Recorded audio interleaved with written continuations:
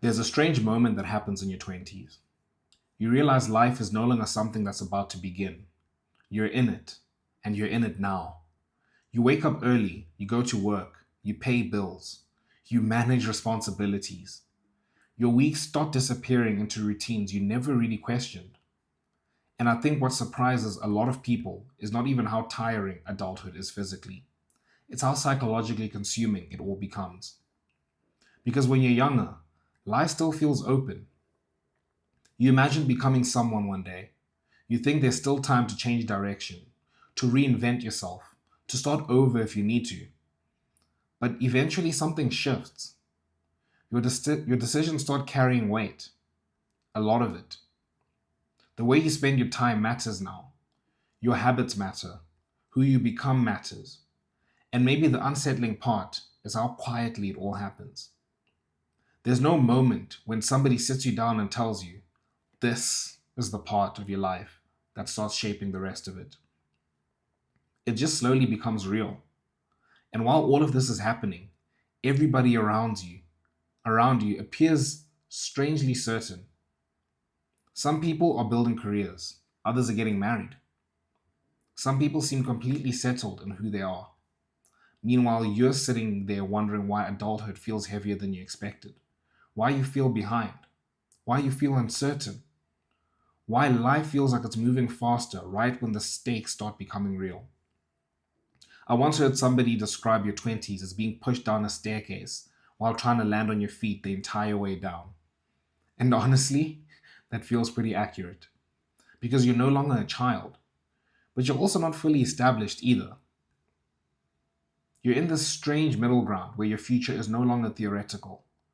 It's being built now, quietly, through repetition, through habits, through what you tolerate, through what you ignore, through what you do every day.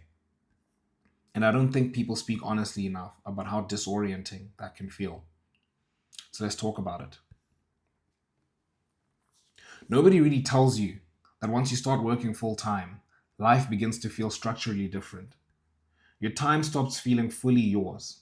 Most of your week becomes work, commuting, obligations, recovery, and preparing to do it all again. And maybe that would feel easier if you knew exactly where it was all heading. But I think one of the more unsettling parts of your 20s is realizing that a lot of people are moving very quickly without being entirely sure why. You become busy before you become intentional, and those are not the same thing.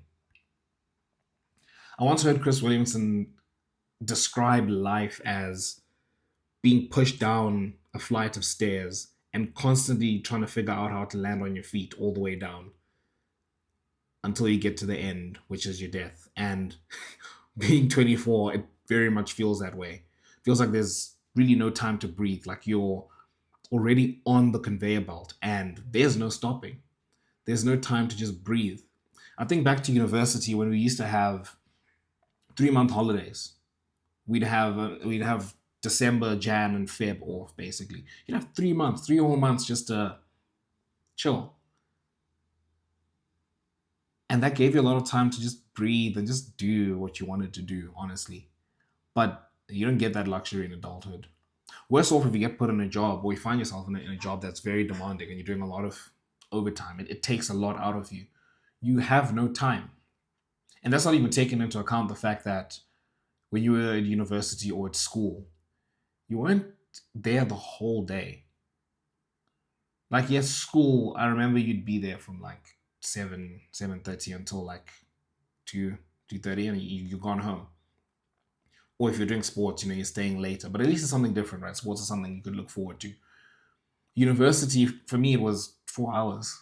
It was 8 to 12, and you go home, and then you'd study when you got home, but at least you got home.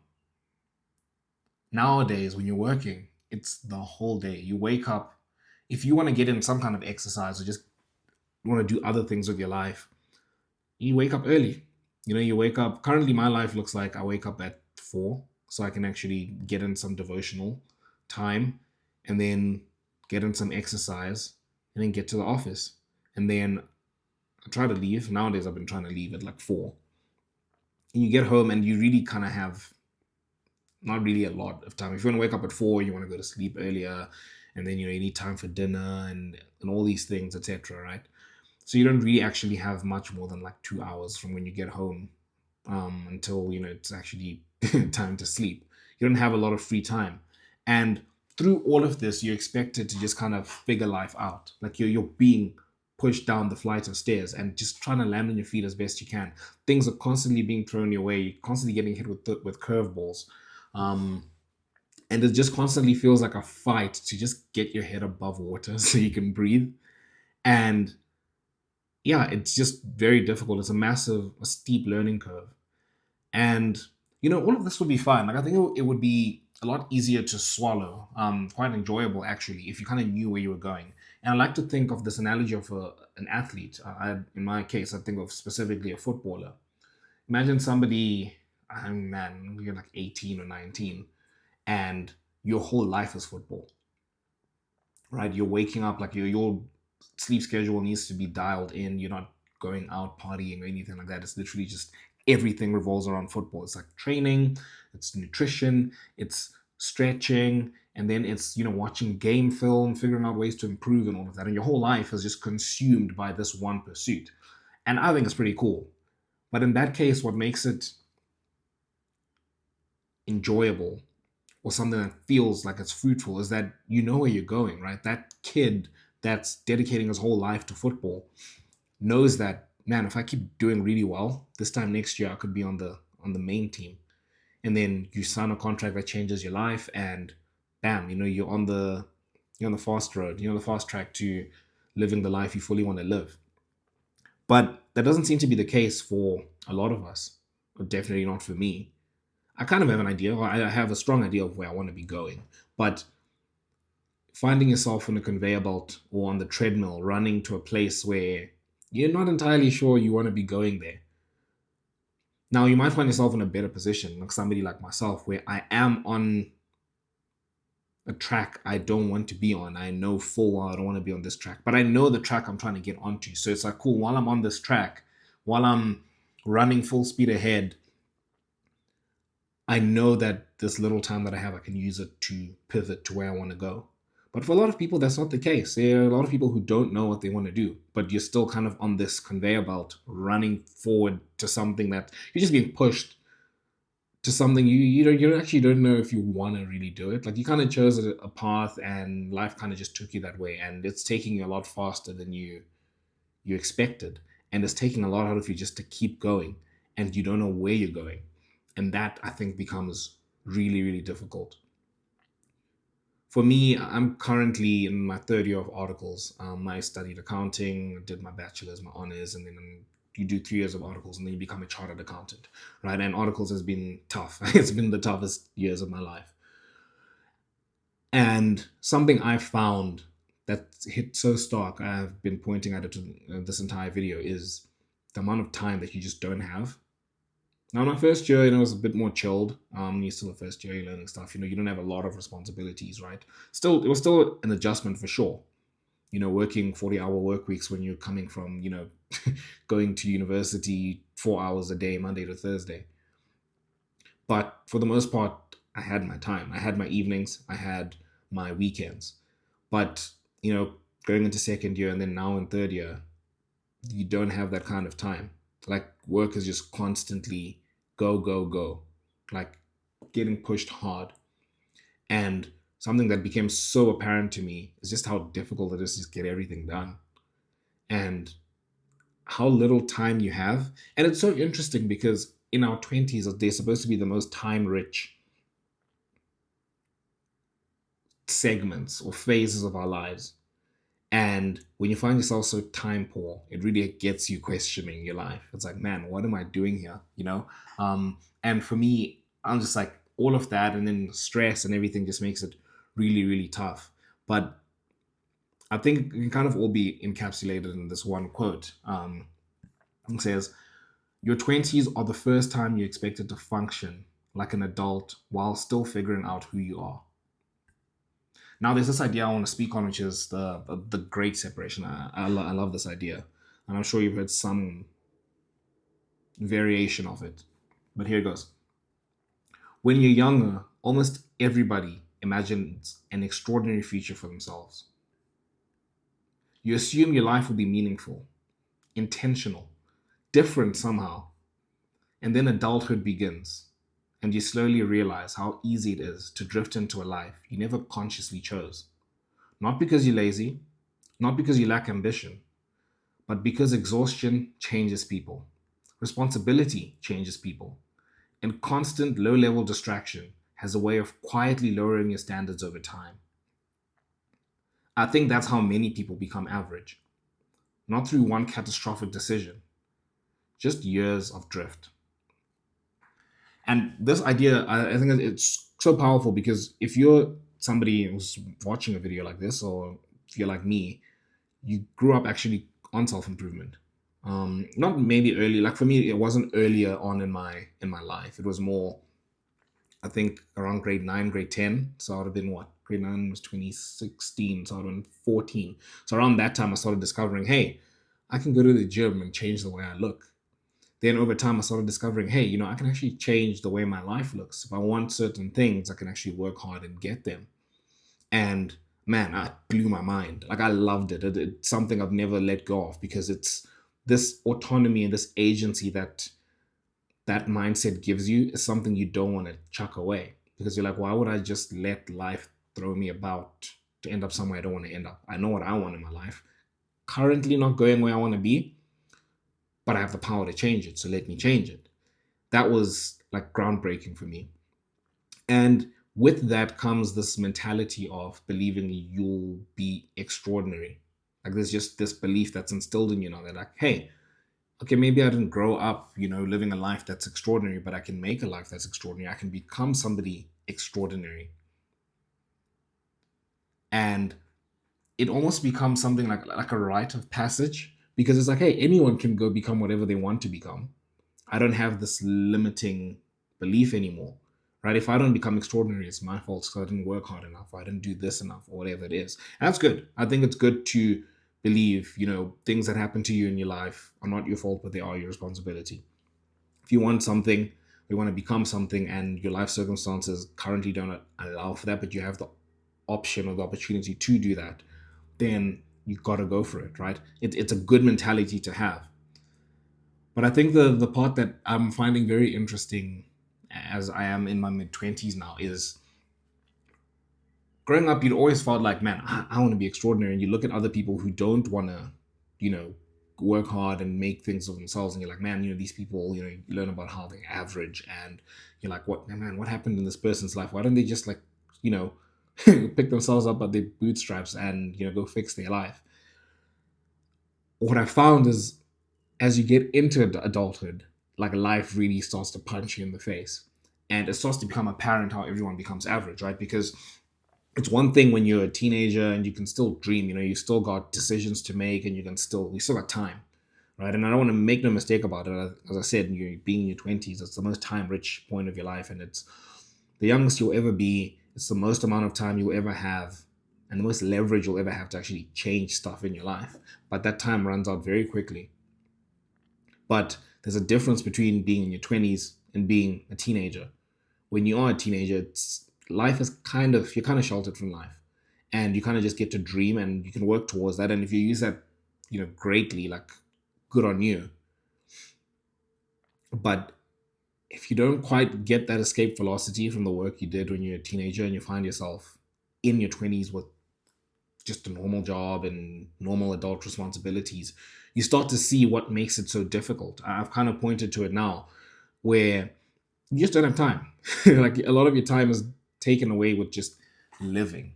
Like, okay, I've spoken on work, work taking up a big chunk of your time and it takes up the most important hours, right? Because not all hours are created the same, right? Like if you're spending, let's say 7:30 until 4 you're at work, and then you come back and you're maybe working on your business or your whatever it is later from like 5 to 7. Those 2 hours from 5 to 7 are not the same as your hours from 8 to 12. Let's say, I know for me those are the most productive time for me. It's the point where my brain is just most locked in.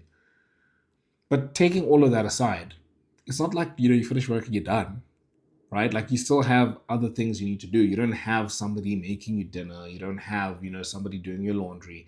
You don't have somebody cleaning your apartment. You don't have somebody doing your ironing and all that stuff. You need to sort that stuff out. You don't have somebody to take your car to the service when it's time to do that. You don't have somebody to, go book your doctor's appointment. Just stuff like that. Just general living stuff. And then you start to realize, man, like there's not a lot of time. And I think the tough part, right, is that we still have time. We still have some time, but because work becomes so stressful, because I mean, again, like I said, if you're in a specific kind of job that's very demanding, it's not just, the time it's taken, it's also the stress that you're dealing with during that time and the toll that takes on you. You start to develop kind of coping mechanisms, right? Ways to kind of deal with the difficulty that you have in your life. I spoke earlier about how, university, you kind of have like 3 months where you can just like breathe and recalibrate. And in school, we always had holidays, like 3 times a year at least. You get time for that. At work, when you're working, you don't really have a lot of that, right? You don't have a lot of that time to breathe.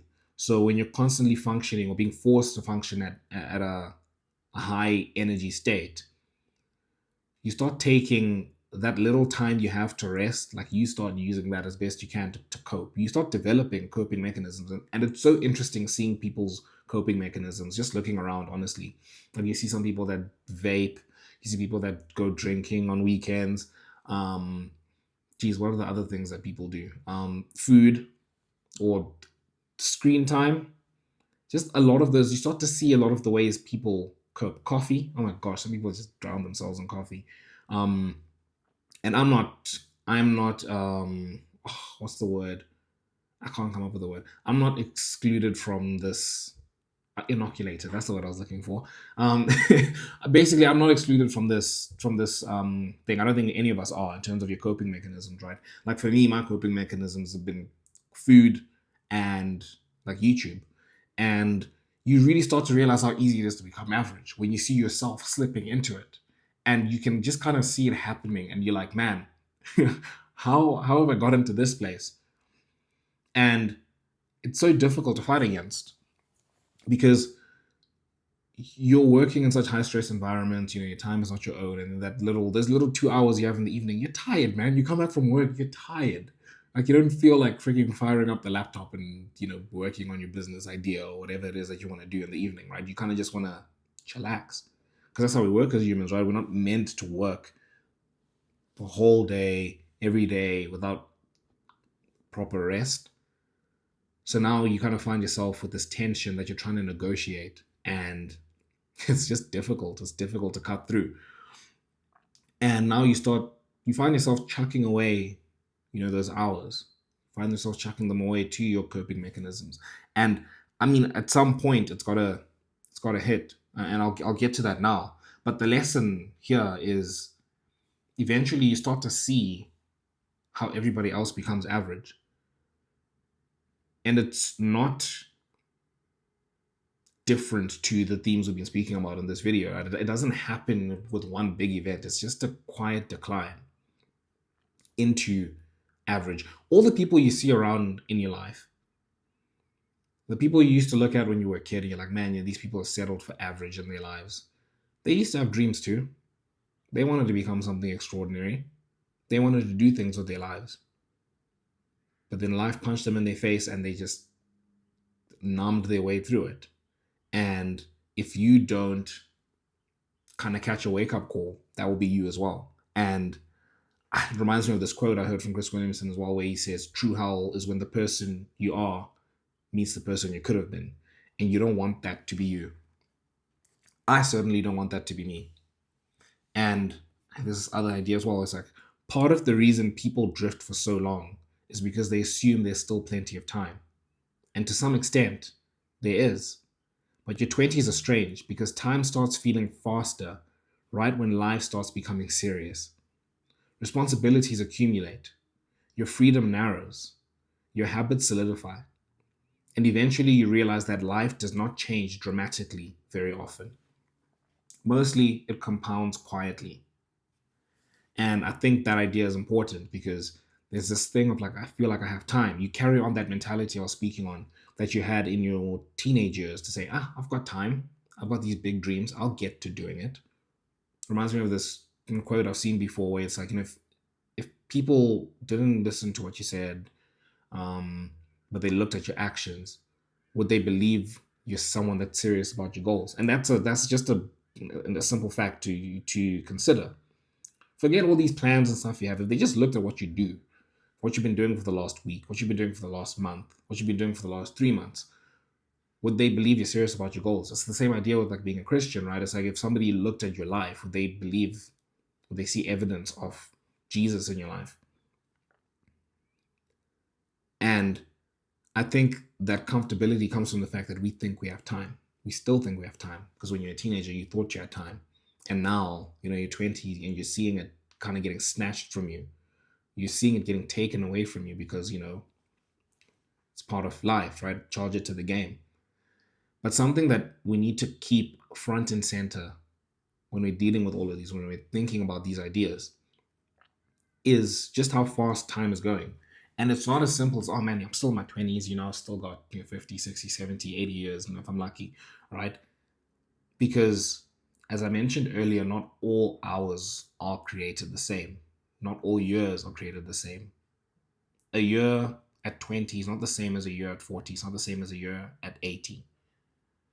At 21, you've already lived about 50% of your perceived life. This is something I'll never forget because when you think about it, it kind of makes sense, but you still need to flesh it out a bit because it's like, wait, how have I lived 50% of my perceived life at 21? And you just need to think about it through the lens of doing things for the first time. Think about when you were a toddler, if you can even remember that far, right? But just think about it theoretically. A toddler that's been around for 1 year. 1 year is literally all the time they've ever known. But think about you at 24, 25, whatever your age is. Think about what 1 year is. Oh, you can easily say, oh, the last year has been a blur. Speak to a toddler, the last year can't have been a blur. The last year is all they've known. The last year is the entirety of their existence. And it's quite similar to us. At 24, for me, 24 years is my whole life, right? Somebody at 48, 24 is half of their life, right? Somebody at, no, flip, I'm trying to do the maths now. Somebody at 72, 24 years is just the last third of their life, right? 24 years is literally like the age when, their kids started growing up and moved out of the house and they kind of got to experience a new phase of life, right? It's not the same. It's not the same. 24 years at 72 is not the same as 24 years at 24. And the other thing you need to think about is your firsts, right? Take it back to being a toddler. You're doing everything for the first time. You're eating for the first time. You're drinking milk for the first time. You're walking for the first time. You're talking for the first time. Then you start growing up a little bit, and then you make your first friend. You go to school for the first time. Then if things go a certain way for you, you get a girlfriend for the first time. Then again with school, because of the way it's structured, there's always oh, I'm in grade 1, I'm in grade 2, I'm in grade 3. Like you're always doing something for the first time. You go to high school for the first time.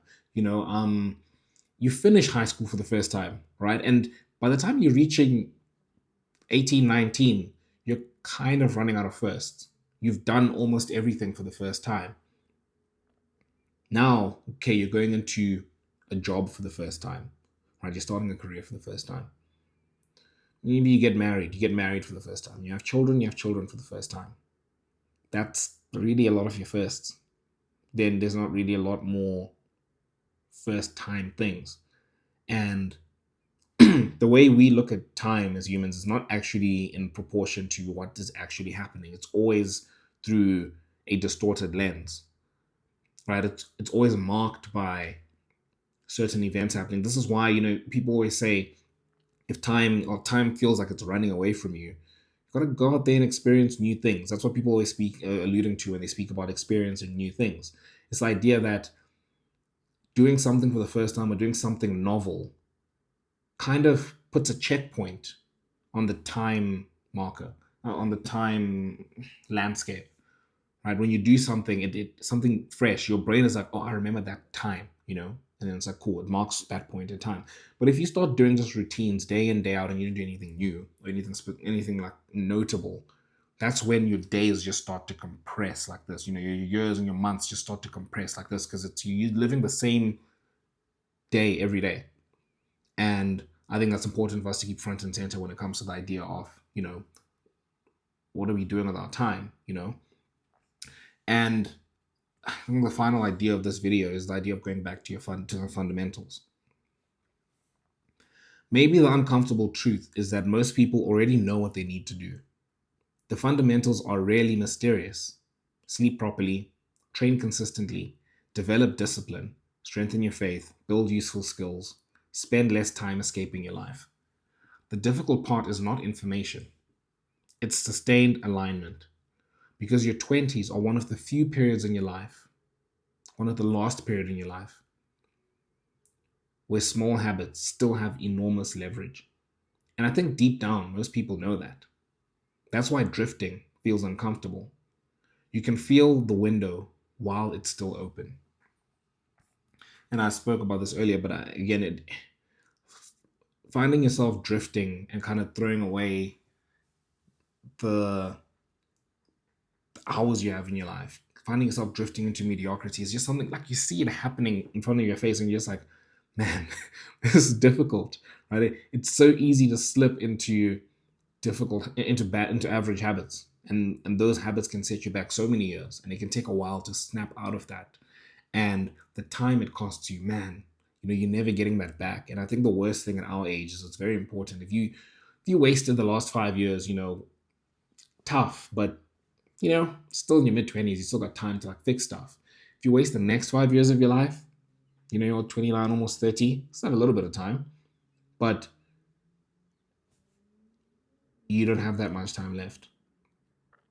You wasted the last 10 years of your life, fine, 14 to 24. You waste the next 10 years of your life, it's going to have a much more permanent and concrete impact on your life. But the beautiful thing is that in all of this, right, if you're somebody like me, who grew up watching self-improvement, it's not an information problem. You don't have a problem like, I don't know what I need to do. And most of us can't really use the excuse of, I don't know what I need to do. If your life feels out of whack, I mean, how many times have you heard, get a consistent sleep schedule, sleep at the same time, wake up at the same time, get your 8 hours of sleep, get in some exercise, and then work hard in the morning, right? I mean, we know this. We've heard about the concept of deep work. Just think about it for a second. Like, it's something I'm like, it's not new or novel information that we need.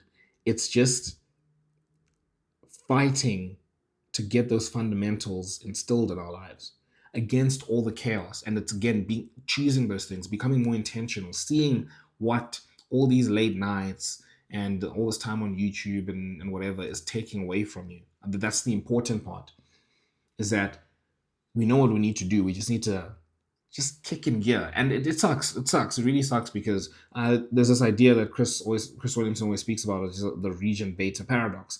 And there's this idea that you can be in a place in your life where it's not ideal, but just because it's not bad enough for you to change, you won't actually change. And he uses this idea, this illustration of somebody that lives, 2 kilometers away from work, and it's close enough to walk to the walk, right? It might take them 20 minutes or whatever the case is, but they'll walk it because it's close enough. But then all of a sudden, this person has to move and they stay 15 kilometers away. Now all of a sudden, that space is too far for you to walk. It's going to take you way too long. So then they go and they get a car, and then they get to work in 5 minutes. So they get there quicker over a longer distance, because that distance was uncomfortable enough for them to actually make a change.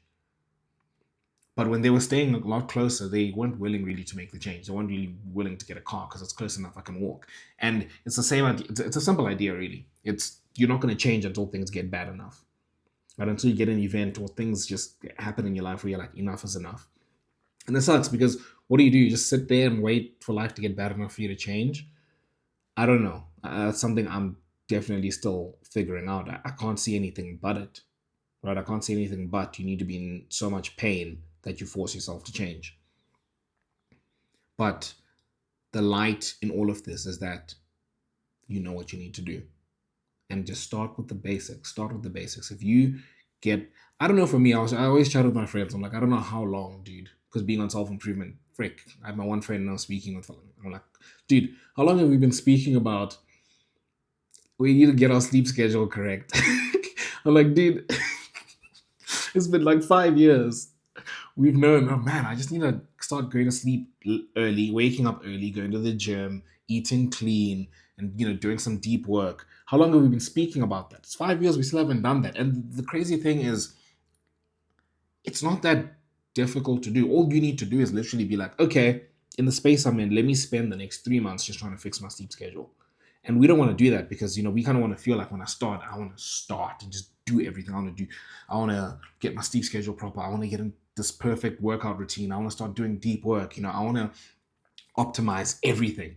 And it's like, when you do that, you've been trying that for the last 5 years, you've done nothing, right? It's like, no, get your sleep schedule proper. Take 3 months. The next 3 months, my number one goal, my only goal is to fix my sleep schedule. We don't want to do that because it feels like I'm kind of saying, oh, I'm going to waste the next 3 months. But it's not that. You're not wasting the next 3 months.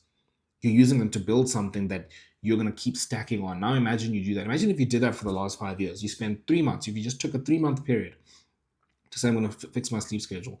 You took another 3 month period to say, cool, I'm going to start really getting into gym and keep building that habit. And you kept doing that. It's not a lot of time before you start doing everything you want to be doing, and you do it in a way that actually makes a change in your life. But the thing is, we feel like, oh man, I need to get everything done. Like next year, my life needs to have changed. And it's just not realistic, and it's killing us. I think that for me is something I realized. And I guess the lesson in this idea is your 20s are the most leverageable, um, time filled years of your life. Don't waste them. And I know we always hear, don't waste your time, etc., etc. But quite realistically, the things we're doing now are going to have long lasting impact on our life. And if we don't do them properly now, that window is going to close fast. I think eventually you realize that your 20s were never meant to feel completely stable. This is the first real season of your life where your choices begin accumulating in visible ways. Your habits become your lifestyle, your routines become your character, and the things you repeatedly do start shaping the person you become. Quietly at first, then permanently. And maybe that's why this decade feels psychologically heavy for so many people. Because somewhere beneath the surface, you understand that you cannot drift forever. Eventually, your repeated behaviors stop feeling temporary. They become your life. But I also think there's something hopeful in that. Because if a person can slowly become disconnected through small, repeated decisions, they can also slowly rebuild themselves the same way. A few better habits, a few more intentional years, less distraction, more attention, more responsibility, more honesty about the direction your life is moving in. And then one day, almost without noticing, you realize you became somebody different. Not through one massive breakthrough moment, just through consistency, through alignment, through small decisions repeated long enough to matter. And maybe that's what your 20s are really for. Not having everything figured out, but learning slowly and sometimes painfully what kind of person you actually want to become. That's all I got for the video, guys. Yeah, make sure you guys subscribe if you found the video interesting. But until next time, see you boys.